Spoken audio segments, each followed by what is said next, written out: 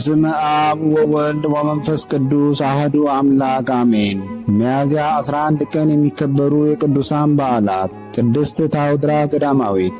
አንድ አምላክ በሚሆን በአብ በወልድ በመንፈስ ቅዱስ ስም ሚያዝያ 11 ቀን በዚህች ዕለት የከበረችና የነጻች እመምኔት ታውድራ አረፈች። ይህችም ቅድስት ከእስክንድርያ አገር ከታላላቆች ባለጸጎች ወገን ናት። ወላጆቿም ክርስቲያኖች ናቸው። እነርሱም ዋጋው ብዙ በሆነ በወርቅና በብር ያጌጡ የከበሩ ልብሶችን አሰሩላት። ከእርሷ በቀር ልጅ ስለሌላቸው ሊያጋቧት እነርሱ ያስባሉና፣ እርሷ ግን የምንኩስና ልብስ ለብሳ በክብር ባለቤት ክርስቶስም ልትጋደል ትወዳለች። መከራ መስቀሉንም ትሸከም ትወድ ነበር። የዚህና የኃላፊውን ሰርግ አልፈለገችም። ከዚህም በኋላ የወላጆቿን ዕቃ ገንዘብ ወስዳ ለሚሸጥላት ሰጠችው። ለድሆችና ለምስኪኖች መጸወተች። በቀረውም ከእስክንድርያ ውጭ በስተ ምዕራብ አብያተ ክርስቲያናትን አነጸች። ወደ እስክንድርያ ሊቀ ጳጳሳት ወደ አባ አትናቴዎስም ሄዳ ራሷን ተላጭታ ከእርሱ ዘንድ መነኮሰች። ከደናግል ገዳማት ወደ አንዱ ገብታ በገድልም ተጸምዳ ጽኑ ገድልን ተጋደለች። አምላካዊ ራእይንም ታይ ዘንድ ተገባት። መላእክትን ታያለችና የሰይጣናትንም ሥራቸውን ለይታ ታውቃለችና ለሰሩ የታሰቡትን የምታውቅበትና የምትፈትንበት ዕውቀት ተሰጣት። ቅዱስ አትናቴዎስም በእርሷ ፈጽሞ ደስ ይለው ነበር። ወደ እርሱም ይጠራታል። እርሱም ሊጎበኛት ወደ እርሷ ይሄዳል። ሐሳቧንም ትገልጥለታለች። እርሱም የጠላት ዲያብሎስን ወጥመዱንና ምትሃቱን ያስገነዝባታል። ከመንበረ ሲመቱ ከእስክንድርያ ባሳደዱትም ጊዜ ብዙዎች ድርሳናትን ጽፎ ላከላት። ይህችም ቅድስት እጅግ እስካረጀች ድረስ ኖረች። በመንፈሳዊ ተጋድሎም የጸናች ናት። እርሷ ከአምስቱ ሊቃነ ጳጳሳት ተምራለችና፣ እሊህም ለእስክንድሮስ፣ አትናቴዎስ፣ ጴጥሮስ፣ ጢሞቴዎስና ቴዎፍሎስ ናቸው። እንዲህም ብለው ጠየቋት፣ ሰው ተርታ ነገር ቢናገር ዝም በል ሊሉት ወይም እንዳይሰሙት ጆሮአቸውን መክደን ይገባልን? እንዲህም ብላ መለሰች፣ ምን ሊሉት አይገባም። ነገሩ ደስ እንዳላቸው ሆነው ዝም ይበሉ እንጂ ሰው ማዕዱን በፊትህ ቢያኖር በላዩም በጎ የሆነና ብላሽ የሆነ ምግብ ቢያኖር ይህንን ብላሹን ከኔ ዘንድ አርቀው አልሻውም ልትለው አይቻልም። መጥፎውን ትተህ ከምትፈቅደው ትበላለህ እንጂ። ያለ ትሕትና ያለ ጾምና ጸሎት ሰይጣንን ድል የሚነሳው የለም።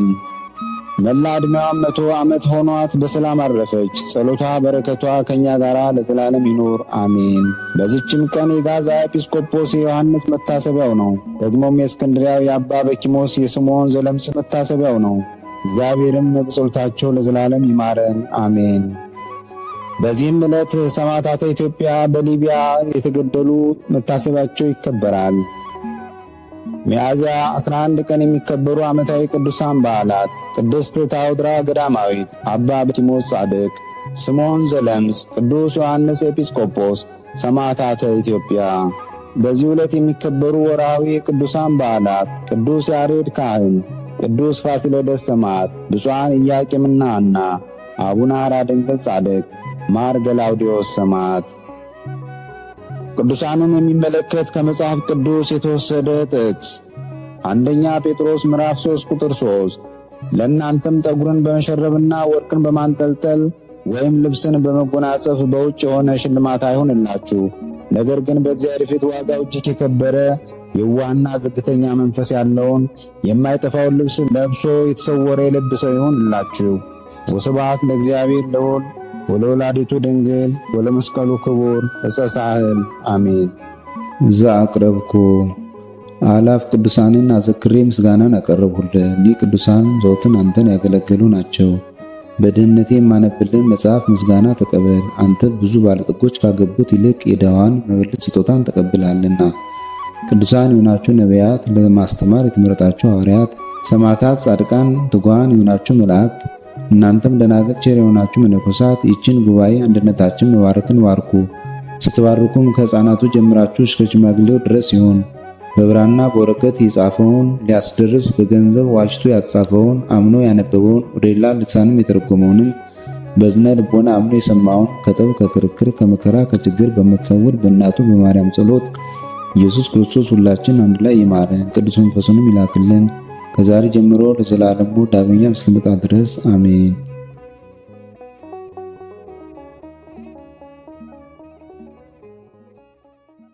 ነቢያት ወሐዋርያት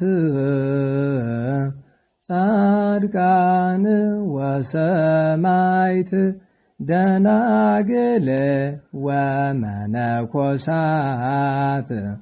አይሩግ ወፃናት ገዳማውያን ወሊቃውንት ሰአሉ ለነ ኰልክሙ ቅድመ መንበሩ ለጸባኦት